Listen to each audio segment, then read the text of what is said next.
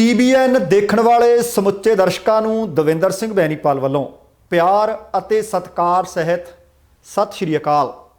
ਦ Benipal show ਵਿੱਚ ਤੁਹਾਡਾ ਸਭਨਾਂ ਦਾ ਨਿੱਘਾ ਸਵਾਗਤ। ਆਓ ਦੋਸਤੋ, ਸਭ ਤੋਂ ਪਹਿਲਾਂ ਸੰਖੇਪ ਦੇ ਵਿੱਚ ਜਿਹੜੀਆਂ ਖਬਰਾਂ ਵਿਚਾਰਾਂਗੇ ਉਹ ਤੁਹਾਡੇ ਨਾਲ ਸਾਂਝੀਆਂ ਕਰਾਂ। CBSE ਦੀ 12ਵੀਂ ਪ੍ਰੀਖਿਆ ਰੱਦ ਕਰਨ ਦਾ ਐਲਾਨ। 2022 ਦੀਆਂ ਵਿਧਾਨ ਸਭਾ ਚੋਣਾਂ ਵਿੱਚ ਕੌਣ ਹੋਵੇਗਾ ਆਮ ਆਦਮੀ ਪਾਰਟੀ ਦਾ ਚਿਹਰਾ, ਭਗਵੰਤ ਮਾਨ ਨੇ ਦੱਸਿਆ। ਰਾਮਦੇਵ ਦੇ ਵਿਰੋਧ ਵਿੱਚ ਉਤਰੇ ਡਾਕਟਰ, ਮਨਾਇਆ ਰੋਸ ਦਿਵਸ। ਰਾਮਦੇਵ ਨੇ ਆਖਿਆ, ਡਰੱਗ ਤੇ ਮੈਡੀਕਲ ਮਾਫੀਆ ਖਿਲਾਫ ਮੇਰੀ ਲੜਾਈ ਰਹੇਗੀ ਜਾਰੀ। ਯੋਗੀ ਤੇ ਰਾਮਦੇਵ ਦੀਆਂ ਕਿਤਾਬਾਂ ਹੁਣ ਯੂਨੀਵਰਸਿਟੀ ਦੇ ਵਿਦਿਆਰਥੀਆਂ ਨੂੰ ਜਾਣਗੀਆਂ ਪੜ੍ਹਾਈਆਂ। ਪੰਜਾਬ ਸਮੇਤ ਹੋਰ 5 ਸੂਬਿਆਂ ਵਿੱਚ ਸਮੇਂ ਸਿਰ ਹੋਣਗੀਆਂ ਚੋਣਾਂ, ਚੋਣ ਕਮਿਸ਼ਨ ਦਾ ਕਹਿਣਾ। ਪੰਜਾਬ ਕਾਂਗਰਸ ਵਿੱਚ ਰੇੜਕਾ ਜਾਰੀ, ਹਾਈ ਕਮਾਨ ਦੁਚਿੱਤੀ ਵਿੱਚ। ਅਤੇ ਗੁਟਕਾ ਸਾਹਿਬ ਦੀ ਆਨਲਾਈਨ ਵਿਕਰੀ ਦਾ ਮਾਮਲਾ ਭਖਿਆ। ਦੋਸਤੋ, ਇਹ ਕੁਝ ਖਬਰਾਂ ਨੇ ਜਿਨ੍ਹਾਂ ਨੂੰ ਆਧਾਰ ਬਣਾਵਾਂਗੇ, ਵਿਸਥਾਰ ਨਾਲ ਚਰਚਾ ਕਰਾਂਗੇ ਤੇ ਟਿੱਪਣੀਆਂ ਵੀ ਕੀਤੀਆਂ ਜਾਣਗੀਆਂ। ਇਹਦੇ ਤੋਂ ਪਹਿਲਾਂ ਕਿ ਇੱਧਰ ਨੂੰ ਵਧੀਏ, ਤੁਹਾਨੂੰ ਸਭਨਾਂ ਨੂੰ ਬੇਨਤੀ ਹੈ ਕਿ ਜੇਕਰ ਹਾਲੇ ਤੱਕ ਤੁਸੀਂ ਆਪਣੇ ਇਸ ਚੈਨਲ ਨੂੰ ਸਬਸਕ੍ਰਾਈਬ ਨਹੀਂ ਕੀਤਾ ਤਾਂ ਕਿਰਪਾ ਕਰਕੇ ਸਬਸਕ੍ਰਾਈਬ ਕਰਕੇ ਨੋਟੀਫਿਕੇਸ਼ਨ ਵਾਲੀ ਘੰਟੀ ਔਨ ਕਰਨ ਦੀ ਕੋਸ਼ਿਸ਼ ਕਰਨੀ। ਤੇ ਦੂਸਰੀ ਬੇਨਤੀ ਇਹ ਕਿ ਰੋਜ਼ਾਨਾ ਵੈਨਕੂਵਰ ਦੇ ਸਮੇਂ ਦੇ ਮੁਤਾਬਕ ਸਵੇਰੇ 7 ਵਜੇ, ਪੰਜਾਬ ਦੇ ਸਮੇਂ ਦੇ ਅਨੁਸਾਰ ਸ਼ਾਮ ਦੇ 7:30 ਵਜੇ ਲਾਈਵ ਪ੍ਰੋਗਰਾਮ ਪੰਜਾਬ ਬੋਲਦਾ ਪੇਸ਼ ਕੀਤਾ ਜਾਂਦਾ ਹੈ। ਕਿਰਪਾ ਕਰਕੇ ਵੇਖਿਆ ਵੀ ਕਰੋ, ਸ਼ੇਅਰ ਵੀ ਕਰਦਿਆ ਕਰੋ ਅਤੇ ਸਮੇਂ ਸਿਰ ਜੁੜ ਕੇ ਆਪਣੇ ਕੀਮਤੀ ਵਿਚਾਰ ਵੀ ਪ੍ਰੋਗਰਾਮ ਦੌਰਾਨ ਜ਼ਰੂਰ ਦੇਣ ਦੀ ਕੋਸ਼ਿਸ਼ ਕਰਿਆ ਕਰੋ। ਤੁਹਾਡੇ ਧੰਨਵਾਦੀ ਹੋਵਾਂਗੇ। ਤੇ ਆਓ ਹੁਣ ਖਬਰਾਂ ਵੱਲ ਨੂੰ ਵਧੀਏ। ਸਭ ਤੋਂ ਪਹਿਲੀ ਤੇ ਵੱਡੀ ਖਬਰ ਆਖੀ ਜਾ ਸਕਦੀ ਹੈ, ਵਿਦਿਆਰਥੀਆਂ ਦੇ ਭਵਿੱਖ ਦੀ ਗੱਲ ਹੈ, ਵਿਦਿਆਰਥੀਆਂ ਦੀ ਚਿੰਤਾ ਦੀ ਗੱਲ ਹੈ ਤੇ ਉਹਨਾਂ ਦੇ ਮਾਪਿਆਂ ਦੀ ਚਿੰਤਾ ਦੀ ਗੱਲ ਵੀ ਹੈ। ਲੱਗਦਾ ਸੀ ਕਿ ਇਮਤਿਹਾਨ ਹੋਣਗੇ ਜਾਂ ਨਹੀਂ ਹੋਣਗੇ। ਇਸ ਸਮੇਂ ਦੀ ਇਹ ਵੱਡੀ ਖਬਰ ਆਖੀ ਜਾ ਸਕਦੀ ਹੈ ਕਿ CBSE ਬੋਰਡ ਦੀ 12ਵੀਂ ਦੀ ਪ੍ਰੀਖਿਆ ਨਹੀਂ ਹੋਵੇਗੀ, ਕਿਉਂਕਿ ਕੋਵਿਡ ਚੱਲ ਰਿਹਾ ਹੈ। ਕੋਵਿਡ ਦੇ ਚੱਲਦਿਆਂ ਜਿੱਥੇ ਪਹਿਲਾਂ 11ਵੀਂ ਦੀ ਪ੍ਰੀਖਿਆ ਰੱਦ ਕਰ ਦਿੱਤੀ ਗਈ ਸੀ, ਉੱਥੇ ਹੀ ਹੁਣ CBSE ਦੀ 12ਵੀਂ ਦੀ ਪ੍ਰੀਖਿਆ ਵੀ ਰੱਦ ਕਰਨ ਦੀ ਖਬਰ ਹੈ। ਦੱਸਣਾ ਬਣਦਾ ਕਿ ਭਾਰਤ ਦੇ ਪ੍ਰਧਾਨ ਮੰਤਰੀ ਨਰਿੰਦਰ ਮੋਦੀ ਦੀ ਅਗਵਾਈ ਦੇ ਵਿੱਚ ਇੱਕ ਹਾਈ ਲੈਵਲ ਮੀਟਿੰਗ ਹੋਈ, ਜਿਸ ਦੇ ਵਿੱਚ ਉਹਨਾਂ ਵੱਲੋਂ ਬੱਚਿਆਂ ਦੀ ਸੁਰੱਖਿਆ ਨੂੰ ਪਹਿਲ ਦਿੰਦਿਆਂ ਇਹ ਅਹਿਮ ਫੈਸਲਾ ਲੈ ਲਿਆ ਗਿਆ ਹੈ। ਉਹਨਾਂ ਆਖਿਆ ਕਿ ਮਹਾਮਾਰੀ ਦੇ ਅਜਿਹੇ ਮਾਹੌਲ ਵਿੱਚ ਬੱਚਿਆਂ ਨੂੰ ਹੋਰ ਤਣਾਅ ਦੇਣਾ ਠੀਕ ਨਹੀਂ ਹੈ।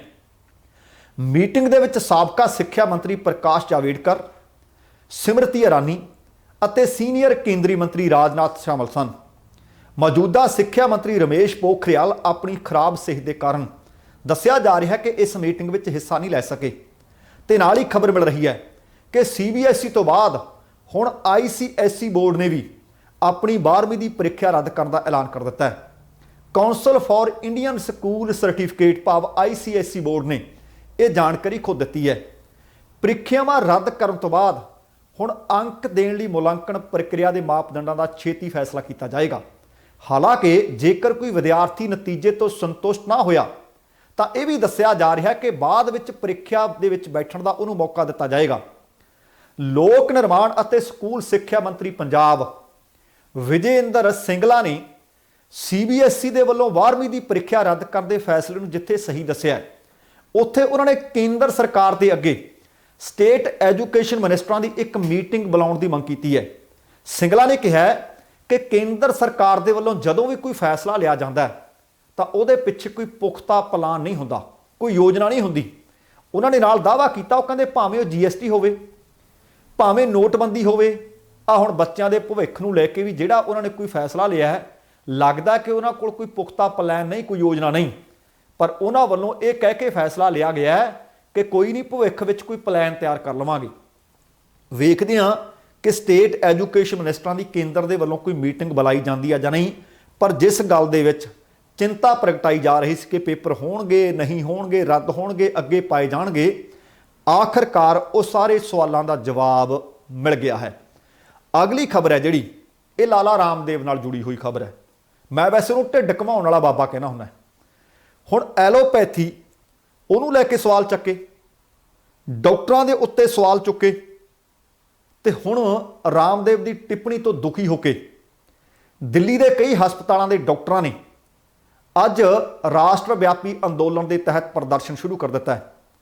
ਡਾਕਟਰਾਂ ਦੀ ਮੰਗ ਹੈ ਕਿ ਜਾਂ ਤਾਂ ਲਾਲਾ ਰਾਮਦੇਵ ਬਿਨਾਂ ਸ਼ਰਤ ਮੁਆਫੀ ਮੰਗ ਲਵੇ ਜਾਂ ਫਿਰ ਉਹਦੇ ਖਿਲਾਫ ਮਹਾਮਾਰੀ ਰੋਗ ਐਕਟ ਤਹਿਤ ਕਾਰਵਾਈ ਕੀਤੀ ਜਾਵੇ।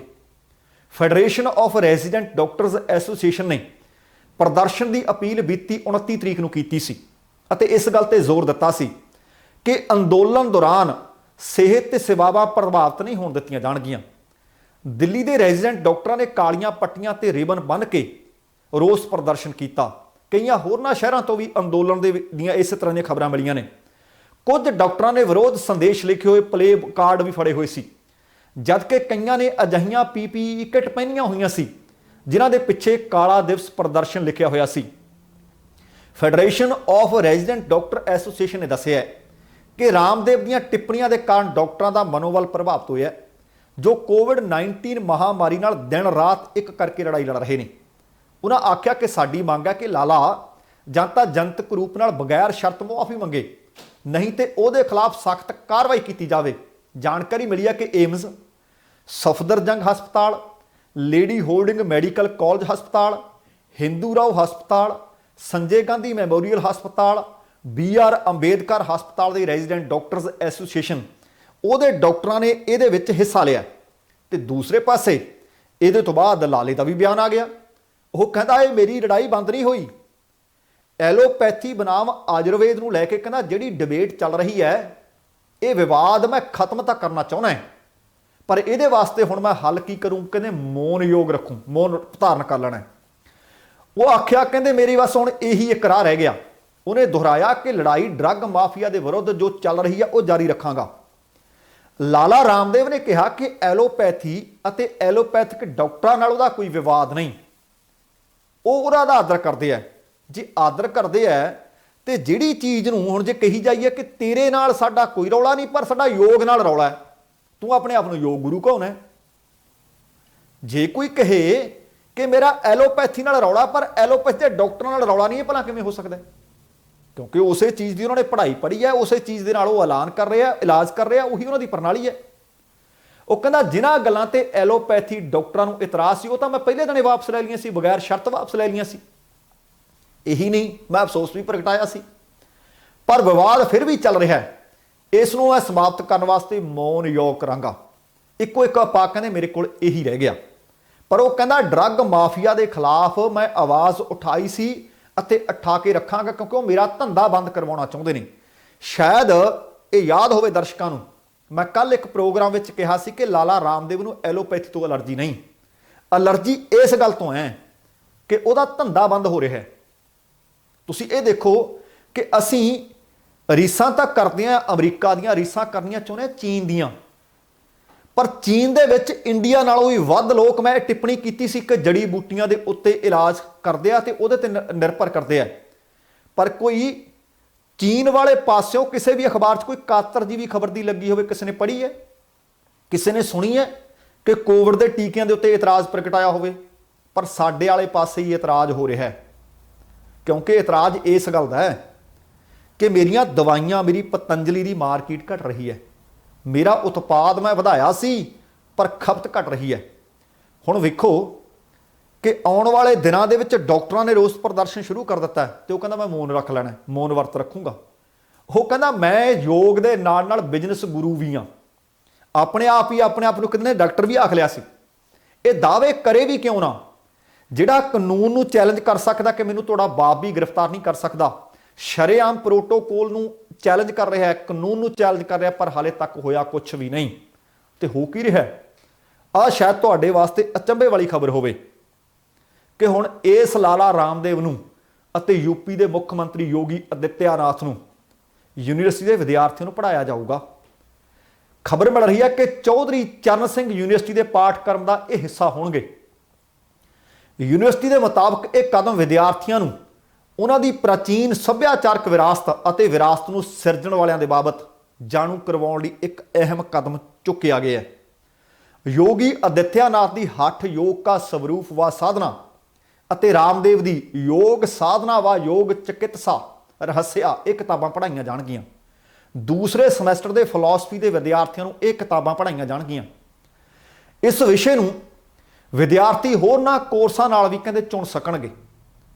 Vice chancellor professor Y Vimala ਨੇ ਦੱਸਿਆ ਕਿ ਇਸ ਬਾਰੇ ਫੈਸਲਾ ਵਿਸ਼ੇ ਬਾਰੇ ਬੋਰਡ ਨੇ ਲੈ ਲਿਆ ਉਹਨਾਂ ਇਹ ਵੀ ਦੱਸਿਆ ਕਿ ਦੋਵੇਂ ਕਿਤਾਬਾਂ यूपी ਸਰਕਾਰ ਅਤੇ ਯੂਨੀਵਰਸਿਟੀ ਬੋਰਡ ਦੇ ਵੱਲੋਂ ਪ੍ਰਵਾਨਿਤ ਕੀਤੀਆਂ ਹੋਈਆਂ ਨੇ। UGC ਨੂੰ ਵੀ ਇਹਨਾਂ ਬਾਰੇ ਸਿਫਾਰਿਸ਼ ਕੀਤੀ ਗਈ ਸੀ।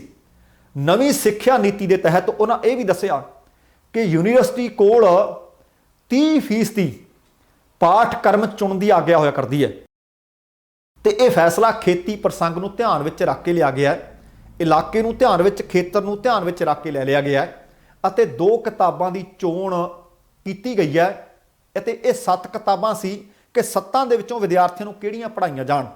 7 ਦੇ ਵਿੱਚੋਂ 2 ਕਿਤਾਬਾਂ, ਇੱਕ ਅਦਿੱਤਿਆ ਯੋਗੀ ਦੀ ਲਿਖੀ ਹੋਈ ਹੈ ਜਿਹੜੇ ਯੂਪੀ ਦੇ ਮੁੱਖ ਮੰਤਰੀ ਨੇ ਤੇ ਦੂਸਰੀ ਲਾਲਾ ਰਾਮਦੇਵ ਦੀ ਹੈ।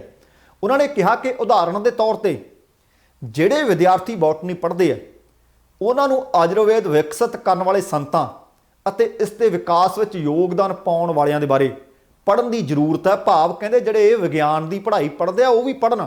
ਤੁਸੀਂ ਵੇਖੋ ਕਿ ਫਿਰ ਲਾਲਾ ਕਿਉਂ ਨਾ ਢਿੱਡ ਘਮਾਵੇ, ਇਹ ਕਿਉਂ ਨਾ ਕਾਨੂੰਨ ਨੂੰ ਚੈਲੰਜ ਕਰੇ। ਜਦੋਂ ਆਮ ਵਿਦਿਆਰਥੀ ਕੋਈ ਜਾਂ ਆਮ ਵਿਅਕਤੀ ਕੋਈ ਪੋਸਟਰ ਲਾਉਂਦਾ ਜਾਂ ਕੋਈ ਆਵਾਜ਼ ਬੁਲੰਦ ਕਰਦਾ ਹੈ, ਤੁਹਾਨੂੰ ਦਿੱਲੀ ਯੂਨੀਵਰਸਿਟੀ ਦਾ ਵੀ ਚੇਤਾ ਹੋਣਾ ਹੈ ਕਿ ਕਿਵੇਂ ਡਾਂਗਾਂ ਵਰੀਆਂ ਸੀ। ਜਿਨ੍ਹਾਂ ਨੇ ਪੋਸਟਰ ਦਿੱਲੀ ਵਿੱਚ ਲਾਏ ਸੀ ਕਿਵੇਂ ਚੁੱਕ ਲਿਆ ਗਿਆ, ਗ੍ਰਿਫਤਾਰੀਆਂ ਕਰ ਲਈਆਂ ਗਈਆਂ। ਪਰ ਇਹ ਸ਼ਰੇਆਮ ਚੈਲੰਜ ਕਰ ਰਿਹਾ ਹੈ, ਹਾਲੇ ਤੱਕ ਕਾਰਵਾਈ ਕੋਈ ਨਹੀਂ। ਤੇ ਹੁਣ ਗੱਲ ਕਰਦੇ ਹਾਂ ਰਾਜਨੀਤੀ ਦੀ। ਹੁਣ ਚੋਣਾਂ ਹੋਣੀਆਂ ਨੇ, ਲਗਭਗ 7 ਮਹੀਨੇ ਦਾ ਟਾਈਮ ਫਰੇਮ ਰਹਿੰਦਾ ਹੈ ਪੰਜਾਬ ਤੇ ਕੁਝ ਹੋਰ ਸੂਬਿਆਂ ਦੇ ਵਿੱਚ।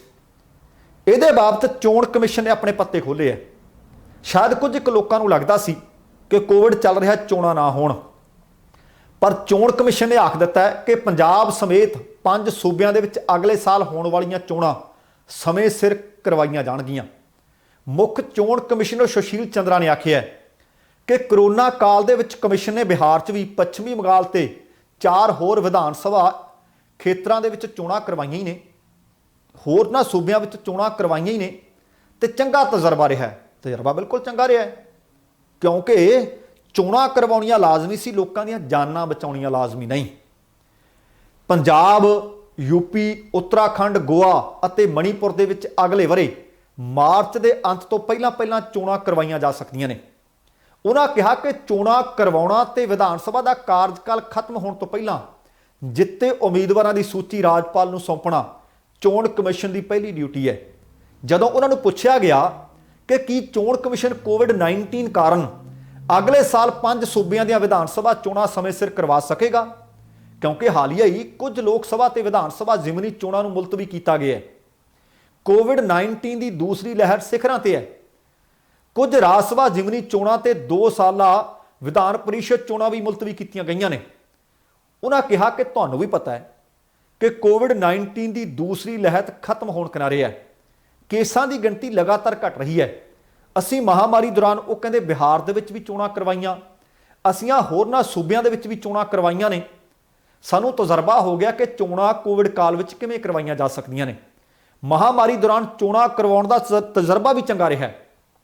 ਉਹਨਾਂ ਦੱਸਿਆ ਕਿ ਮੈਨੂੰ ਪੂਰਨ ਯਕੀਨ ਹੈ ਕਿ ਜਿਸ ਤਰ੍ਹਾਂ ਕੋਵਿਡ ਦੇ ਕੇਸ ਘਟ ਰਹੇ ਨੇ, ਮਹਾਮਾਰੀ ਦਾ ਖਾਤਮਾ ਛੇਤੀ ਹੋ ਜਾਣਾ ਹੈ ਅਤੇ ਅਗਲੇ ਵਰੇ ਸਮੇਂ ਸਿਰ ਅਸੀਂ ਚੋਣਾਂ ਕਰਵਾਵਾਂਗੇ। ਹੁਣ ਪਹਿਲਾਂ ਤੋਂ ਹੀ ਤੁਹਾਨੂੰ ਪਤਾ ਕਿ ਪੰਜਾਬ ਦੇ ਵਿੱਚ ਚੋਣ ਸਰਗਰਮੀਆਂ ਹਰ ਇੱਕ ਪਾਰਟੀ ਨੇ ਆਰੰਭੀਆਂ ਹੋਈਆਂ ਨੇ। ਜਦੋਂ ਚੋਣ ਕਮਿਸ਼ਨ ਦਾ ਬਿਆਨ ਆ ਗਿਆ ਕਿ ਚੋਣਾਂ ਸਮੇਂ ਸਿਰ ਹੀ ਹੋਣਗੀਆਂ, ਤੁਸੀਂ ਦੇਖਿਓ ਕਿ ਉਹਨਾਂ ਵਿੱਚ ਤੇਜ਼ੀ ਹੋਰ ਆ ਜਾਣੀ ਹੈ।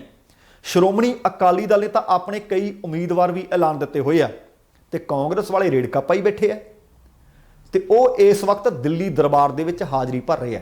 ਹੁਣ ਕਾਂਗਰਸ ਦੇ ਰੇੜਕੇ ਵਾਲੇ ਪਾਸੇ ਨੂੰ ਤੁਰ ਲੈਂਦੇ ਆ। ਕਾਂਗਰਸ ਦੇ ਵਿੱਚ ਜਿਹੜਾ ਅੰਦਰੂਨੀ ਰੇੜਕਾ ਹੈ, ਇਹਨੂੰ ਇੱਕ ਨਹੀਂ ਕਈ ਹਫ਼ਤੇ ਹੋ ਗਏ ਆ।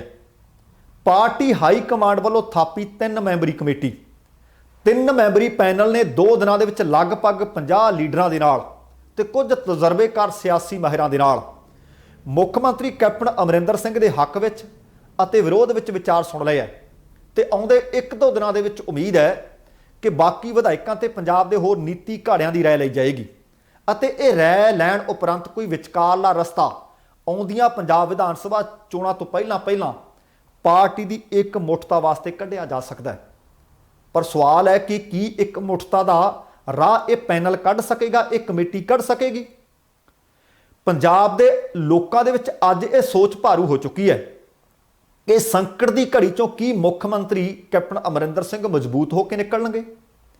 ਤਾਕਤ ਨਾਲ ਚੋਣ ਮੈਦਾਨ ਵਿੱਚ ਨਿਤਰਨਗੇ ਜਾਂ ਫਿਰ ਬਾਕੀ ਬਰਾਦਰੀਆਂ ਦੇ ਲੀਡਰ ਜੱਟਵਾਦ ਦਾ ਮੁਕਾਬਲਾ ਕਰਨ ਵਾਸਤੇ ਕੈਪਟਨ ਅਮਰਿੰਦਰ ਸਿੰਘ ਨੂੰ ਚੁਣੌਤੀ ਦੇਣਗੇ? ਬਹੁਤ ਵੱਡਾ ਸਵਾਲ ਹੈ, ਕਿਉਂਕਿ ਕਈ ਮੰਤਰੀਆਂ ਤੇ ਵਿਧਾਇਕਾਂ ਨੇ, ਕੁਝ ਕਾਂਗਰਸੀ ਨੇਤਾਵਾਂ ਨੇ ਇਸ ਮੁੱਦੇ ਤੇ ਖੁੱਲ੍ਹ ਕੇ ਵਿਚਾਰ ਚਰਚਾ ਕੀਤੀ ਹੈ ਤੇ ਇਹ ਵਿਚਾਰ ਚਰਚਾ ਇਹ ਗੱਲ ਸਾਫ਼ ਕਰਦੀ ਹੈ ਕਿ ਮੌਜੂਦਾ ਉਬਾਲ ਕੇਵਲ ਦੋ ਜੱਟ ਨੇਤਾਵਾਂ ਦੀ ਮੁੱਛ ਦਾ ਸਵਾਲ ਨਹੀਂ, ਕੈਪਟਨ ਤੇ ਸਿੱਧੂ ਦੀ ਮੁੱਛ ਦਾ ਸਵਾਲ ਨਹੀਂ, ਬਲਕਿ ਹੁਣ ਬਾਕੀ ਬਰਾਦਰੀਆਂ ਜਿਨ੍ਹਾਂ ਵਿੱਚ ਰਾਜਪੂਤ ਭਾਈਚਾਰਾ ਵੀ ਹੈ, ਬ੍ਰਾਹਮਣ ਵੀ ਨੇ, ਖੱਤਰੀ ਵੀ ਨੇ, ਕੰਬੋਜ ਵੀ ਨੇ, ਰਾਮਗੜੀਏ ਵੀ ਨੇ, ਪਛੜੀ ਜਾਤੀਆਂ ਦੇ ਨਾਲ ਸੰਬੰਧਿਤ ਵੀ ਨੇ, ਖਾਸ ਕਰਕੇ ਦਲਿਤ ਭਾਈਚਾਰੇ ਦੇ ਲੀਡਰ ਵੀ ਨੇ, ਇਹ ਲੋਕ ਆਪੋ ਆਪਣਾ ਨੇਤਾ ਜਾਂ ਆਪੋ ਆਪਣਾ ਹੱਕ ਮੰਗਣ ਲੱਗ ਪਏ ਆ। ਹੱਕ ਕੀ ਮੰਗਦੇ ਆ? ਜਿਨ੍ਹਾਂ ਵਿੱਚ ਮੁੱਖ ਮੰਤਰੀ ਜਾਂ ਕਾਂਗਰਸ ਪ੍ਰਧਾਨ ਦੀ ਕੁਰਸੀ ਤੇ ਕਬਜ਼ਾ ਕਰਨਾ ਵੀ ਸ਼ਾਮਲ ਦੱਸਿਆ ਜਾ ਰਿਹਾ ਹੈ। ਮਲਕ ਅਰਜਨ ਖੜਗੇ ਦੀ ਅਗਵਾਈ ਦੇ ਵਿੱਚ 3 ਮੈਂਬਰੀ ਕਮੇਟੀ, ਉਹਦੇ ਸਾਹਮਣੇ ਬਹੁਤੇ ਗੈਰ ਜੱਟ ਕਾਂਗਰਸੀ ਨੇਤਾਵਾਂ ਨੇ, ਮੰਤਰੀਆਂ ਨੇ, ਵਿਧਾਇਕਾਂ ਨੇ ਖੁੱਲ੍ਹ ਕੇ ਇਸ ਮੁੱਦੇ ਤੇ ਆਖਿਆ ਕਿ ਆਉਂਦੀਆਂ ਚੋਣਾਂ ਦੇ ਵਿੱਚ ਕਾਂਗਰਸ ਦਾ ਜਿਹੜਾ ਮੁੱਖ ਮੰਤਰੀ ਦਾ ਚਿਹਰਾ ਹੈ ਉਹ ਲੋਕਾਂ ਵਿੱਚ ਪੇਸ਼ ਕਰਨ ਅਤੇ ਹੁਣ ਬਚਦੇ 7 ਮਹੀਨਿਆਂ ਵਿੱਚ ਜਾਂ ਤਾਂ ਉਹਨਾਂ ਦੇ ਭਾਈਚਾਰੇ ਵਿੱਚੋਂ ਕਿਸੇ ਨੂੰ ਡਿਪਟੀ ਮੁੱਖ ਮੰਤਰੀ ਬਣਾਇਆ ਜਾਵੇ ਜਾਂ ਫਿਰ ਪਾਰਟੀ ਪ੍ਰਧਾਨ ਥਾਪਿਆ ਜਾਵੇ। ਆ 2 ਦਿਨਾਂ ਦੀ ਮੀਟਿੰਗ ਦੇ ਵਿੱਚ ਇਹ ਗੱਲ ਉਚੇਚੇ ਤੌਰ ਤੇ ਨਿਕਲ ਕੇ ਸਾਹਮਣੇ ਆਈ ਹੈ। ਹੁਣ ਕੈਪਟਨ ਅਮਰਿੰਦਰ ਸਿੰਘ ਨੂੰ ਫਿਰ ਤਰੇਲੀਆਂ ਕਿਉਂ ਨਾ ਆਉਣ? ਹੁਣ ਕਾਂਗਰਸ ਹਾਈ ਕਮਾਂਡ ਦੁਚਿੱਤੀ ਵਿੱਚ, ਕੁੜਕੀ ਵਿੱਚ ਫਸ ਗਈ ਹੈ। ਜੇ ਰਾਸ਼ਟਰੀ ਪੱਧਰ ਦੇ ਲੀਡਰ ਕੈਪਟਨ ਅਮਰਿੰਦਰ ਸਿੰਘ ਨੂੰ ਕੀ ਨੀਵਾਂ ਦਿਖਾਉਣ, ਕੀ ਕਹਿਣ ਭਾਈ 2022 ਦੇ ਵਿੱਚ ਤੂੰ ਸਾਡਾ ਹੁਣ ਕੈਪਟਨ ਨਹੀਂ, ਜਾਂ ਉਹਦੇ ਬਰਾਬਰ ਨਵਜੋਤ ਸਿੰਘ ਸਿੱਧੂ ਨੂੰ ਨਿਯੁਕਤ ਕਰ ਦੇਣ, ਜਾਂ ਕਾਂਗਰਸ ਦੇ ਵਿੱਚ ਜਿਹੜੀ ਪਾਟੋ ਧਾੜਾ ਉਹ ਹੋਰ ਖਤਰਨਾਕ ਕਰ ਦੇਣ? ਕਿਉਂਕਿ ਕੈਪਟਨ ਅਮਰਿੰਦਰ ਸਿੰਘ ਕਦੇ ਵੀ ਨਹੀਂ ਚਾਹੁੰਦੇ ਕਿ ਨਵਜੋਤ ਸਿੰਘ ਸਿੱਧੂ ਨੂੰ ਉਹਦੇ ਬਰਾਬਰ ਬਿਠਾ ਦਿੱਤਾ ਜਾਵੇ। ਹੁਣ ਇਹ ਕਾਂਗਰਸ ਦੀ ਪਾਟੋ ਤਾੜ ਡੂੰਘੀ ਹੋਵੇਗੀ, ਖਤਰਨਾਕ ਹੋਏਗੀ, ਤੇ ਜੇ ਬਾਗੀ ਸੁਰਾਂ ਵਾਲਿਆਂ ਨੂੰ ਪੁਚਕਾਰਿਆ ਗਿਆ ਤਾਂ ਕੀ ਹੱਲ ਨਿਕਲ ਸਕਦਾ? ਜੇ ਨਾ ਪੁਚਕਾਰਿਆ ਗਿਆ ਤਾਂ ਕਾਂਗਰਸ ਦਾ ਭਵਿੱਖ ਕੀ ਹੋ ਸਕਦਾ ਹੈ? ਜੇ ਨਾ ਪੁਚਕਾਰਿਆ ਗਿਆ, ਸੰਭਵ ਹੈ ਕਿ ਸਾਰੇ ਖਿੰਡਣਗੇ, ਖਿੰਡ ਪੁੜ ਕੇ ਕੋਈ ਅਕਾਲੀਆਂ 'ਚ ਚਲਾ ਜਾਊ, ਕੋਈ ਆਪ 'ਚ ਜਾ ਸਕਦਾ ਹੈ, ਕੋਈ ਭਾਜਪਾ 'ਚ ਜਾ ਸਕਦਾ ਹੈ, ਕੋਈ ਆਪਣਾ ਵੱਖਰਾ ਕੋਈ ਫਰੰਟ ਬਣਾ ਸਕਦਾ, ਕੋਈ ਪਾਰਟੀ ਬਣਾ ਸਕਦਾ। ਫਿਰ ਜਿਹੜੀ ਕਾਂਗਰਸ ਨੂੰ ਲੱਗਦਾ ਕਿ ਸਾਡੀ ਸੰਭਾਵੀ ਜਿੱਤ ਹੈ ਉਹ ਹਾਰ ਵਿੱਚ ਬਦਲ ਸਕਦੀ ਹੈ।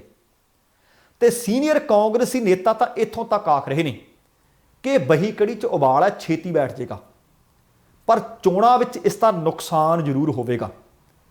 ਤੇ ਆਖਿਆ ਜਾ ਰਿਹਾ ਕਿ ਕਾਂਗਰਸ ਦੇ ਵਿੱਚ ਜਦੋਂ ਵੀ ਅੰਦਰੂਨੀ ਝਗੜਾ ਜਾਂ ਕੁਰਸੀ ਵਾਸਤੇ ਗੁੱਟ ਬਣੇ ਹੈ, ਧੜੇਬੰਦੀ ਹੋਈ ਹੈ, ਉਹਦਾ ਆਰਜ਼ੀ ਹੱਲ ਤਾਂ ਕੱਢ ਲਿਆ ਗਿਆ, ਪਰ ਆਉਂਦੀਆਂ ਨੇੜਲੀ ਚੋਣਾਂ ਦੇ ਵਿੱਚ ਪਾਰਟੀ ਨੂੰ ਡੂੰਘੀ ਸੱਟ ਜ਼ਰੂਰ ਲੱਗਦੀ ਰਹੀ। ਮਿਸਾਲ ਵਜੋਂ 1980 ਦੇ ਦੌਰਾਨ ਮੁੱਖ ਮੰਤਰੀ ਦਰਬਾਰਾ ਸਿੰਘ ਤੇ ਗਿਆਨੀ ਜੈਲ ਸਿੰਘ ਦਾ ਝਗੜਾ ਹੋਇਆ ਸੀ। ਉਸ ਝਗੜੇ ਤੋਂ ਬਾਅਦ 1985 ਦੀਆਂ ਚੋਣਾਂ ਦੇ ਵਿੱਚ ਅਕਾਲੀ ਦਲ ਦੀ ਸਰਕਾਰ ਬਣੀ, ਬਰਨਾਲਾ ਦੀ ਅਗਵਾਈ ਦੇ ਵਿੱਚ ਬਰਨਾਲਾ ਸਰਕਾਰ ਬਣੀ। ਉਹਦੇ ਤੋਂ ਬਾਅਦ ਬੀਬੀ ਭੱਠਲ ਅਤੇ ਮੁੱਖ ਮੰਤਰੀ ਹਰਚਰਨ ਬਰਾੜ ਦੇ ਦਰਮਿਆਨ ਕੁਰਸੀ ਨੂੰ ਲੈ ਕੇ ਝਗੜਾ ਹੋਇਆ, ਖਹਿਬਾਜ਼ੀ ਚੱਲੀ। ਫਿਰ 1997 ਦੀਆਂ ਚੋਣਾਂ ਵਿੱਚ ਅਕਾਲੀ ਦਲ ਬਾਦਲ ਨੂੰ ਕਾਮਯਾਬੀ ਮਿਲੀ। ਉਹਦੇ ਤੋਂ ਬਾਅਦ ਵਿੱਚ 2002 ਤੋਂ 2007 ਦੌਰਾਨ ਮੁੱਖ ਮੰਤਰੀ ਕੈਪਟਨ ਅਮਰਿੰਦਰ ਸਿੰਘ ਤੇ ਬੀਬੀ ਰਾਜਿੰਦਰ ਕੌਰ ਭੱਠਲ ਦਾ ਰੇੜਕਾ ਰਿਹਾ ਤੇ ਇਸ ਰੇੜਕੇ ਦੇ ਵਿੱਚੋਂ ਪ੍ਰਕਾਸ਼ ਸਿੰਘ ਬਾਦਲ ਨੂੰ 2007 ਤੋਂ ਲੈ ਕੇ 12, ਫਿਰ 2012 ਤੋਂ ਲੈ ਕੇ 2017 ਦੌਰਾਨ ਸਫਲਤਾ ਮਿਲੀ। ਇੱਕ ਹੋਰ ਸੀਨੀਅਰ ਕਾਂਗਰਸ ਆਗੂ ਨੇ ਜਿਹੜੇ ਪਛੜੀ ਜਾਤੀ ਦੇ ਨੇ, ਉਹਨਾਂ ਨੇ ਆਖਿਆ ਕਿ ਭਾਵੇਂ ਕੈਪਟਨ ਹੋਵੇ ਭਾਵੇਂ ਸਿੱਧੂ ਹੋਵੇ, ਦੋਵੇਂ ਗਲਵੱਕੜੀ ਤਾਂ ਪਾ ਸਕਦੇ ਆ, ਇਕੱਠੇ ਹੋਣ ਦਾ ਹਾਈ ਕਮਾਂਡ ਦੇ ਸਾਹਮਣੇ ਨਾਟਕ ਵੀ ਕਰ ਸਕਦੇ ਆ। ਪਰ ਕੀ ਕਾਂਗਰਸ ਹਾਈ ਕਮਾਂਡ ਦੀ ਇਹ ਕੋਸ਼ਿਸ਼ ਕਿ ਹੁਣ ਸਭ ਕੁਝ ਠੀਕ ਠਾਕ ਹੋ ਗਿਆ ਕਿ ਦੋਵੇਂ ਅੰਦਰੋਂ ਇੱਕ ਹੋ ਜਾਣਗੇ? ਸ਼ਾਇਦ ਤੁਹਾਨੂੰ ਯਾਦ ਹੋਵੇ ਕਿ ਕਾਂਗਰਸ ਹਾਈ ਕਮਾਂਡ ਦੇ ਦਖਲ ਤੋਂ ਬਾਅਦ ਭੱਠਲ ਤੇ ਕੈਪਟਨ ਨੇ ਇਹ ਤਾਂ ਆਖ ਦਿੱਤਾ ਸੀ ਕਿ ਆਪਸ ਦੇ ਵਿੱਚ ਅਸੀਂ ਭੈਣ ਭਾਈ ਹਾਂ, ਪਰ ਕੀ ਕਦੇ ਉਹ ਇੱਕ ਹੋ ਸਕੇ?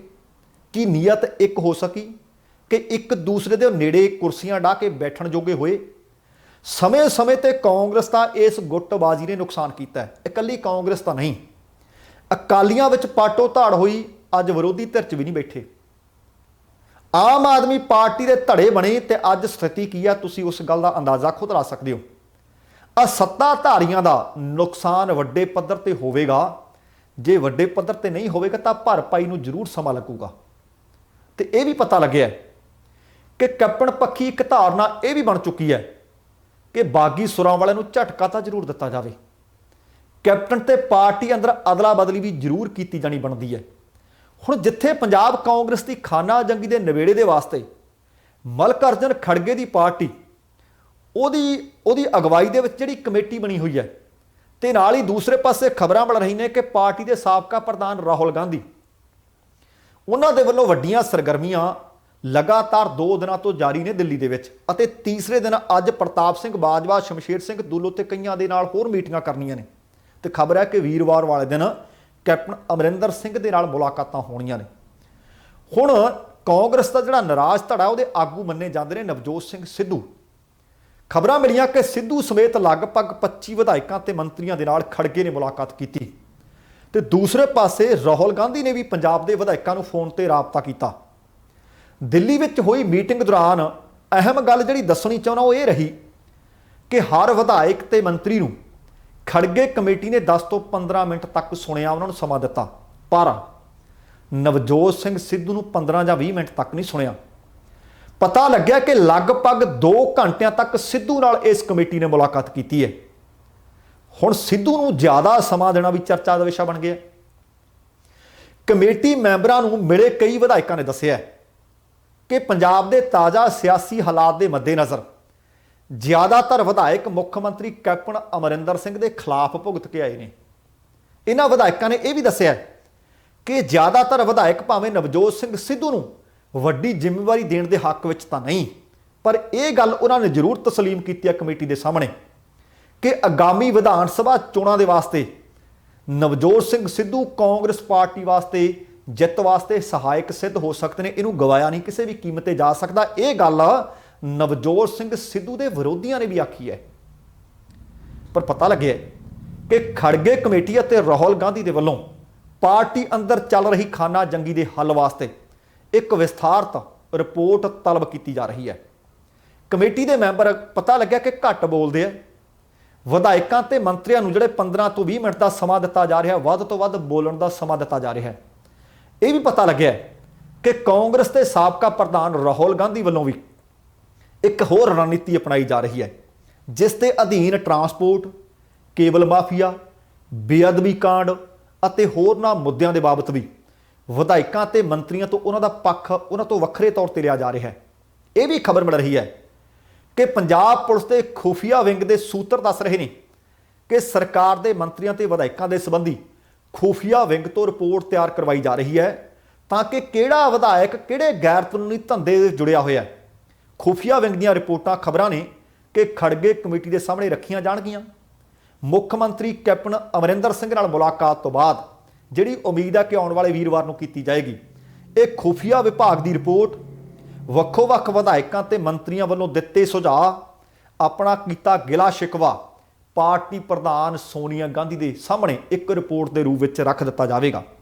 ਹੁਣ ਇਹਦੇ ਚੋਂ ਕਈ ਗੱਲਾਂ ਨਿਕਲ ਕੇ ਸਾਹਮਣੇ ਆ ਰਹੀਆਂ ਨੇ ਕਿ ਕਿਸੇ ਵੀ ਕੀਮਤ ਤੇ ਨਵਜੋਤ ਸਿੰਘ ਸਿੱਧੂ ਨੂੰ, ਭਾਵੇਂ ਉਹ ਬਾਗੀ ਹੈ, ਉਹਨੂੰ ਛੱਡਣਾ ਨਹੀਂ ਚਾਹੁੰਦੇ। ਇਸ ਮੀਟਿੰਗ ਤੋਂ ਬਾਅਦ ਜਦੋਂ ਨਵਜੋਤ ਸਿੰਘ ਸਿੱਧੂ ਬਾਹਰ ਨਿਕਲੇ, ਉਹਨਾਂ ਦੇ ਮੱਥੇ ਉੱਤੇ ਖੁਸ਼ੀ ਦੀ ਲਹਿਰ ਸੀ। ਪਤਾ ਲੱਗਦਾ ਸੀ ਕਿ ਨਵਜੋਤ ਸਿੰਘ ਸਿੱਧੂ ਦੇ ਨਾਲ ਚੰਗੇ ਮਾਹੌਲ ਦੇ ਵਿੱਚ ਗੱਲਬਾਤ ਹੋਈ ਅਤੇ ਤੇਵਰ ਪ੍ਰਗਟ ਸਿੰਘ ਦੇ ਨਵਜੋਤ ਸਿੰਘ ਸਿੱਧੂ ਦੇ ਪਤਾ ਲੱਗਾ ਕਿ ਅੰਦਰ ਬਹੁਤ ਤਿੱਖੇ ਰਹੇ। ਪ੍ਰਗਟ ਸਿੰਘ ਨੇ ਤਾਂ ਇੱਥੋਂ ਤੱਕ ਆਖ ਦਿੱਤਾ ਕਿ ਮੈਂ ਕਈ ਵਰੇ ਪਹਿਲਾਂ ਕੈਪਟਨ ਅਮਰਿੰਦਰ ਸਿੰਘ ਹੋਰਾਂ ਨੂੰ ਚਿੱਠੀ ਲਿਖੀ ਸੀ। ਉਹ ਚਿੱਠੀ ਮੈਂ ਕਿਸੇ ਨਿੱਜੀ ਮਾਮਲੇ ਨੂੰ ਨਹੀਂ ਸੀ ਲੈ ਕੇ ਲਿਖੀ। ਪੰਜਾਬ ਦੀਆਂ ਉਹ ਮੁੱਖ ਗੱਲਾਂ ਤੇ ਮੰਗਾਂ ਸਨ, ਜੇ ਉਹਨਾਂ ਦੇ ਉੱਤੇ ਕੈਪਟਨ ਅਮਰਿੰਦਰ ਸਿੰਘ ਨੇ ਸਮਾਂ ਰਹਿੰਦਿਆਂ ਵਿਚਾਰ ਕੀਤਾ ਹੁੰਦਾ ਤਾਂ ਅੱਜ ਸਾਨੂੰ ਦਿੱਲੀ ਆਉਣ ਦੀ ਲੋੜ ਨਹੀਂ ਸੀ ਪੈਣੀ। ਅੱਜ ਪੰਜਾਬ ਕਾਂਗਰਸ ਦੇ ਵਿੱਚ ਵਕਾਬਤ ਨਹੀਂ ਸੀ ਹੋਣੀ। ਉਹਨਾਂ ਇੱਥੋਂ ਤੱਕ ਆਖਿਆ ਕਮੇਟੀ ਦੇ ਸਾਹਮਣੇ ਕਿ ਮੈਂ ਆਪਣੇ ਵਾਸਤੇ ਨਹੀਂ, ਪਾਰਟੀ ਦੀ ਮਜ਼ਬੂਤੀ ਵਾਸਤੇ ਸੁਝਾਅ ਦਿੱਤੇ ਸੀ, ਪਰ ਮੈਨੂੰ ਦਰਕਨਾਰ ਕਰ ਦਿੱਤਾ ਗਿਆ। ਹੁਣ ਵੇਖਦੇ ਹਾਂ ਕਿ ਨਵਜੋਤ ਸਿੰਘ ਸਿੱਧੂ ਦਾ ਗੁਣੀਆਂ ਸਿੱਧਾ ਪੈਂਦਾ ਜਾਂ ਫਿਰ ਕੈਪਟਨ ਅਮਰਿੰਦਰ ਸਿੰਘ ਦੀ ਕੋਈ ਫੀਤੀ ਲੱਥਦੀ ਹੈ। ਪਰ ਇਹ ਗੱਲ ਮੰਨ ਕੇ ਚੱਲੋ ਕਿ ਕੈਪਟਨ ਅਮਰਿੰਦਰ ਸਿੰਘ ਨੂੰ ਨਾਰਾਜ਼ ਕਰਨਾ ਸੋਨੀਆ ਗਾਂਧੀ ਦੇ ਵਾਸਤੇ ਨਾਮੁਮਕਿਨ ਹੈ। ਮੁਸ਼ਕਿਲ ਵਾਲੀ ਗੱਲ ਨਹੀਂ, ਨਾਮੁਮਕਿਨ ਹੈ, ਕਿਉਂਕਿ ਗਾਂਧੀ ਪਰਿਵਾਰ ਦੇ ਉੱਤੇ ਕੈਪਟਨ ਅਮਰਿੰਦਰ ਸਿੰਘ ਦੀਆਂ ਬਹੁਤ ਦੇਣਦਾਰੀਆਂ ਨੇ। ਜਦੋਂ ਕੋਈ ਸਮਾਂ ਸੀ ਕੈਪਟਨ ਅਮਰਿੰਦਰ ਸਿੰਘ ਢੋਈ ਦਿੰਦੇ ਰਹੇ ਨੇ ਇਸ ਸੋਨੀਆ ਗਾਂਧੀ ਤੇ ਗਾਂਧੀ ਪਰਿਵਾਰ ਨੂੰ, ਸੋ ਉਸ ਚੀਜ਼ ਨੂੰ ਕਦੋਂ ਵੀ ਅੱਖੋਂ ਪਰੋਖੇ ਗਾਂਧੀ ਪਰਿਵਾਰ ਸ਼ਾਇਦ ਨਾ ਕਰ ਸਕੇ। ਇਸੇ ਗੱਲ ਕਰਕੇ ਨਾ ਕੈਪਟਨ ਅਮਰਿੰਦਰ ਸਿੰਘ ਨੂੰ ਰਸਾ ਸਕਦੀ ਹੈ ਤੇ ਜਿਸ ਨੂੰ ਆਖਿਆ ਜਾ ਰਿਹਾ ਹੈ ਕਿ ਪੰਜਾਬ ਕਾਂਗਰਸ ਦਾ ਭਵਿੱਖ ਨਵਜੋਤ ਸਿੰਘ ਸਿੱਧੂ ਦਾ ਨਾਂ ਉਹਨੂੰ ਲਾਂਭੇ ਕੀਤਾ ਜਾ ਸਕਦਾ ਹੈ। ਹੁਣ ਅਗਲੀ ਜਿਹੜੀ ਖਬਰ ਹੈ, ਕਿਉਂਕਿ ਪਿਛਲੀ ਵਿਧਾਨ ਸਭਾ ਚੋਣ ਦੇ ਵਿੱਚ ਆਮ ਆਦਮੀ ਪਾਰਟੀ ਦੀ ਕਹਿੰਦੇ ਸਰਕਾਰ ਬਣਦੀ ਇਸ ਗੱਲੋਂ ਖੁੱਸ ਗਈ ਕਿ ਮੁੱਖ ਮੰਤਰੀ ਦਾ ਚਿਹਰਾ ਨਹੀਂ ਦੇ ਸਕੇ। ਸਮੇਂ-ਸਮੇਂ ਤੇ ਇਹ ਸਵਾਲ ਹਰ ਇੱਕ ਪਾਰਟੀ ਨੂੰ ਕੀਤਾ ਜਾਂਦਾ ਹੈ। ਦੇਖੋ, ਅਕਾਲੀ ਦਲ ਦਾ ਪਤਾ ਕਿ ਪ੍ਰਕਾਸ਼ ਸਿੰਘ ਬਾਦਲ ਉਹਨਾਂ ਦੇ ਮੁੱਖ ਮੰਤਰੀ ਦੇ ਚਿਹਰੇ ਦੇ ਦਾਅਵੇਦਾਰ ਨੇ, ਤੇ ਦੂਸਰੇ ਪਾਸੇ ਕੈਪਟਨ ਅਮਰਿੰਦਰ ਸਿੰਘ ਵੀ ਪ੍ਰੋਜੈਕਟ ਕੀਤੇ ਹੋਏ ਨੇ। ਪਰ ਹੁਣ ਸਵਾਲ ਪੈਦਾ ਹੁੰਦਾ ਹੈ ਕਿ ਜਿਹੜੀ ਪੰਜਾਬ 'ਚ ਵਿਰੋਧੀ ਧਿਰ ਹੈ ਆਮ ਆਦਮੀ ਪਾਰਟੀ, ਉਹਦਾ ਮੁੱਖ ਮੰਤਰੀ ਦਾ ਦਾਅਵੇਦਾਰ ਕੌਣ ਹੋਏਗਾ। ਹੁਣ ਜਦੋਂ ਇਹੀ ਗੱਲ ਅੱਜ ਭਗਵੰਤ ਮਾਨ ਨੂੰ ਪੁੱਛ ਲਈ ਗਈ, ਜਿਹੜੇ ਸੰਸਦ ਮੈਂਬਰ ਵੀ ਨੇ ਤੇ ਪੰਜਾਬ ਦੇ ਪ੍ਰਧਾਨ ਵੀ ਨੇ ਆਮ ਆਦਮੀ ਪਾਰਟੀ ਦੇ, ਉਹ ਕਹਿੰਦੇ ਪੰਜਾਬ ਦੀ ਸਿਆਸਤ ਕਦੇ ਵੀ ਜਾਤੀ ਆਧਾਰਿਤ ਨਹੀਂ ਰਹੀ ਅਤੇ ਨਾ ਹੀ ਕਦੇ ਇਸ ਤਰ੍ਹਾਂ ਦਾ ਹੋਵੇਗਾ। ਉਹ ਕਹਿੰਦੇ ਇੱਥੇ ਸਾਰੇ ਲੋਕ ਰਲ ਮਿਲ ਕੇ ਰਹਿੰਦੇ ਆ, ਇਕੱਠੇ ਫੈਸਲੇ ਲੈਂਦੇ ਆ। ਇਸ ਲਈ ਭਾਰਤੀ ਜਨਤਾ ਪਾਰਟੀ ਆਪਣੀਆਂ ਇਹਨਾਂ ਸਾਜ਼ਿਸ਼ਾਂ ਨੂੰ ਪੰਜਾਬ ਦੇ ਵਿੱਚ ਦੂਰ ਰਹੇ ਇਹਨਾਂ ਸਾਜ਼ਿਸ਼ਾਂ ਤੋਂ, ਇਹ ਸਾਜ਼ਿਸ਼ਾਂ ਪੰਜਾਬ ਦੇ ਵਿੱਚ ਨਾ ਲਿਆਉਣ ਦੀ ਕੋਸ਼ਿਸ਼ ਕਰੇ। ਉਹ ਕਹਿੰਦੇ ਜਿੱਥੋਂ ਤੱਕ ਆਮ ਆਦਮੀ ਪਾਰਟੀ ਦਾ ਸਵਾਲ ਹੈ, ਉਹ ਕਹਿੰਦੇ ਪੰਜਾਬ ਨੂੰ ਅਜਿਹਾ ਸੀਐਮ ਦੇਵਾਂਗੇ ਜੋ ਦਲਿਤ, ਬ੍ਰਾਹਮਣ, ਜੱਟ ਜਾਂ ਕਿਸੇ ਹੋਰ ਜਾਤੀ ਦਾ ਨਹੀਂ, ਸਗੋਂ ਪੂਰੇ ਪੰਜਾਬ ਦਾ ਸੀਐਮ ਹੋਵੇਗਾ, ਕਿਸੇ ਇੱਕ ਭਾਈਚਾਰੇ ਦਾ ਨਹੀਂ ਹੋਵੇਗਾ। ਭਗਵੰਤ ਮਾਨ ਇਹ ਗੱਲ ਆਖ ਰਹੇ ਸੀ ਜਦੋਂ ਉਹਨਾਂ ਨੂੰ ਪੁੱਛਿਆ ਗਿਆ ਸੀ ਕਿ ਭਾਜਪਾ ਵੱਲੋਂ ਦਲਿਤ ਸੀਐਮ ਦੀ ਗੱਲ ਆਖੀ ਜਾ ਰਹੀ ਹੈ, ਜਦੋਂ ਕਿ ਕਾਂਗਰਸ ਵਿੱਚ ਵੀ ਅਜਿਹੀ ਆਵਾਜ਼ ਲਗਾਤਾਰ ਉੱਠ ਰਹੀ ਹੈ, ਤੇ ਆਮ ਆਦਮੀ ਪਾਰਟੀ ਦੀ ਇਸ ਮਸਲੇ ਦੇ ਉੱਤੇ ਕੀ ਰਣਨੀਤੀ ਰਹੇਗੀ। ਤਾਂ ਉਹਨਾਂ ਆਖਿਆ ਕਿ ਅਸਲ ਦੇ ਵਿੱਚ ਭਾਰਤੀ ਜਨਤਾ ਪਾਰਟੀ ਦੀ ਰਾਜਨੀਤੀ ਦਾ ਆਧਾਰ ਰਿਹਾ ਹੈ ਕਿ ਸੰਪਰਦਾਇਕਤਾ ਦੇ ਆਧਾਰ ਤੇ ਤਕਸੀਮ ਕੀਤੀ ਜਾਵੇ, ਲੋਕਾਂ ਦੇ ਵਿੱਚ ਵੰਡ ਕੀਤੀ ਜਾਵੇ, ਵੰਡ ਪਾਓ ਤੇ ਰਾਜ ਕਰੋ, ਪਾੜੋ ਤੇ ਰਾਜ ਕਰੋ ਦੀ ਨੀਤੀ। ਉਹ ਕਹਿੰਦੇ ਅਜਿਹਾ ਯਤਨ ਭਾਜਪਾ ਦੇ ਵੱਲੋਂ ਪੰਜਾਬ ਵਿੱਚ ਵੀ ਕੀਤਾ ਜਾ ਰਿਹਾ ਹੈ, ਪਰ ਭਾਜਪਾ ਦਾ ਭੁਲੇਖਾ ਛੇਤੀ ਟੁੱਟ ਜਾਏਗਾ, ਕਿਉਂਕਿ ਇਹ ਭੁਲੇਖਾ ਸ਼ਾਇਦ ਤੁਹਾਨੂੰ ਯਾਦ ਹੋਵੇ, ਬੀਤੇ ਦਿਨੀ ਬੀੜ ਤਲਾਬ ਪਿੰਡ ਦੇ ਵਿੱਚ ਅਰਦਾਸ ਕਰਵਾਈ ਗਈ। ਇੱਕ ਦਲਿਤ ਵਿਅਕਤੀ ਉਸ ਤੋਂ ਕਰਵਾਈ ਗਈ ਤੇ ਆਖਿਆ ਉਸ ਅਰਦਾਸ ਵਿੱਚ ਕੀ ਗਿਆ, ਤੇ ਉਹਦੇ ਤੋਂ ਬਾਅਦ ਭਾਜਪਾ ਦਾ ਚਿਹਰਾ ਮੂਹਰਾ ਨੰਗਾ ਹੋਇਆ। ਉਹ ਕਹਿੰਦੇ ਪੰਜਾਬ ਦੇ ਵਿੱਚ ਇਹ ਰਾਜਨੀਤੀ ਨਹੀਂ ਚੱਲਣ ਵਾਲੀ। ਉਹਨਾਂ ਆਖਿਆ ਕਿ ਆਮ ਆਦਮੀ ਪਾਰਟੀ ਪੰਜਾਬ ਨੂੰ ਉਹ ਮੁੱਖ ਮੰਤਰੀ ਦੇਵੇਗੀ ਜੋ ਜਾਤੀਵਾਦ ਤੋਂ, ਜੋ ਖੇਤਰਵਾਦ ਤੋਂ, ਭਾਈ ਭਤੀਜਾਵਾਦ ਤੋਂ ਦੂਰ ਹੋਵੇਗਾ ਤੇ ਕੋਹਾਂ ਦੂਰ ਹੋਵੇਗਾ, ਅਤੇ ਪੂਰੇ ਪੰਜਾਬ ਅਤੇ ਪੰਜਾਬ ਦੇ ਹਰ ਨਾਗਰਿਕ ਨੂੰ ਆਪਣਾ ਮੰਨ ਕੇ ਉਹਨਾਂ ਦੀ ਭਲਾਈ ਤੇ ਪੰਜਾਬ ਦੀ ਭਲਾਈ ਲਈ ਫੈਸਲੇ ਲਵੇਗਾ। ਹੁਣ ਵੇਖਦੇ ਹਾਂ ਕਿ ਇਸ ਤਰ੍ਹਾਂ ਦਾ ਬੰਦਾ ਹੈ ਕਿਹੜਾ, ਜਿਹੜਾ ਨਿੱਜ ਨੂੰ ਨਾ ਸੋਚੇ, ਜਿਹੜਾ ਕਿਸੇ ਚੰਗੇ ਲੀਡਰ ਨੂੰ ਇਸ ਪਾਰਟੀ ਵਿੱਚ ਆਉਣ ਤੋਂ ਨਾ ਰੋਕਦਾ ਹੋਵੇ, ਜਿਹੜਾ ਇਹ ਨਾ ਸੋਚਦਾ ਹੋਵੇ ਕਿ ਮੇਰੇ ਤੋਂ ਵਧੀਆ ਇਸ ਪਾਰਟੀ ਵਿੱਚ ਕੋਈ ਨਹੀਂ। ਜੇ ਕੋਈ ਚੰਗਾ ਲੀਡਰ ਆਉਣਾ ਚਾਹੁੰਦਾ ਹੈ ਜਾਂ ਪਿਛਲੀ ਚੋਣ ਤੋਂ ਪਹਿਲਾਂ ਆਉਣਾ ਚਾਹੁੰਦਾ ਸੀ, ਉਹਨੂੰ ਡੋਰ ਕਲੋਜ਼ਰ ਕੌਣ ਬਣਿਆ, ਕਿਹਨੂੰ ਪਾਰਟੀ ਵਿੱਚ ਆਉਣ ਨਹੀਂ ਦਿੱਤਾ। ਇਲਜ਼ਾਮ ਇਹ ਵੀ ਲੱਗਦੇ ਰਹੇ ਕਿ ਕੁਝ ਇੱਕ ਲੀਡਰ ਜਿਹੜੇ ਲੱਗਦਾ ਸੀ ਕਿ ਜੇਕਰ ਚੋਣ ਜਿੱਤ ਗਏ ਤੇ ਪਾਰਟੀ ਦੀ ਸਰਕਾਰ ਬਣਨੀ ਹੈ, ਕਿਤੇ ਉਹ ਮੁੱਖ ਮੰਤਰੀ ਦੇ ਦਾਅਵੇਦਾਰ ਨਾ ਹੋ ਜਾਣ, ਉਹਨਾਂ ਨੂੰ ਹਰਾ ਦਿੱਤਾ ਗਿਆ। ਸੋ ਵੇਖਦੇ ਹਾਂ ਕਿ ਜਿਹੜੀਆਂ ਗੱਲਾਂ ਭਗਵੰਤ ਮਾਨ ਹੋਰੀ ਆਖ ਰਹੇ ਨੇ ਕਿ ਇਹਨਾਂ ਤੇ ਸੱਚਮੁੱਚ ਆਮ ਆਦਮੀ ਪਾਰਟੀ ਖਰਾ ਉਤਰੇਗੀ ਜਾਂ ਫਿਰ ਨਹੀਂ। ਅਗਲੀ ਜਿਹੜੀ ਖਬਰ ਹੈ, ਇਹ ਖਬਰ ਵੀ ਬਹੁਤ ਮਹੱਤਵਪੂਰਨ ਖਬਰ ਹੈ। ਉਹਦਾ ਕਾਰਨ ਹੈ ਕਿ ਭਾਵਨਾਵਾਂ ਦੇ ਨਾਲ ਜੁੜੀ ਖਬਰ ਹੈ। ਪਹਿਲਾਂ ਅੱਜ ਤੱਕ ਇਸ ਤਰ੍ਹਾਂ ਦੇ ਮਾਮਲੇ ਪ੍ਰਕਾਸ਼ ਵਿੱਚ ਨਹੀਂ ਆਏ, ਕਿਉਂਕਿ ਦੁਨੀਆ ਹੁਣ ਬਹੁਤ ਸਾਰੀ ਖਰੀਦੋ ਫਰੋਖਤ ਆਨਲਾਈਨ ਕਰਨ ਲੱਗੀ ਹੈ। ਪਰ ਜੇ ਆਮ ਚੀਜ਼ਾਂ ਵਸਤਾਂ ਆਨਲਾਈਨ ਖਰੀਦਣੀਆਂ ਸ਼ੁਰੂ ਹੋ ਗਈਆਂ ਨੇ ਤਾਂ ਇਹ ਨਹੀਂ ਨਾ ਹੋ ਸਕਦਾ ਕਿ ਗੁਰੂ ਸਾਹਿਬ ਦੀਆਂ ਸੈਂਚੀਆਂ, ਗੁਟਕਾ ਸਾਹਿਬ ਵੀ ਐਮਾਜ਼ੋਨ ਤੇ ਆਨਲਾਈਨ ਵਿਕਣ, ਪਰ ਵਿਕਣ ਲੱਗ ਪਏ। ਇਸ ਚੀਜ਼ ਦਾ ਸਖਤ ਨੋਟਿਸ ਲਿਆ ਸ਼੍ਰੋਮਣੀ ਗੁਰਦੁਆਰਾ ਪ੍ਰਬੰਧਕ ਕਮੇਟੀ ਨੇ। ਸ਼੍ਰੋਮਣੀ ਕਮੇਟੀ ਨੇ ਐਮਾਜ਼ੋਨ ਦੀ ਕਾਰਵਾਈ ਨੂੰ ਸਿੱਖ ਸਿਧਾਂਤਾਂ ਦੇ ਵਿਰੁੱਧ ਦੱਸਿਆ ਅਤੇ ਕਾਨੂੰਨੀ ਨੋਟਿਸ ਭੇਜਣ ਦੀ ਚੇਤਾਵਨੀ ਵੀ ਦਿੱਤੀ ਹੈ।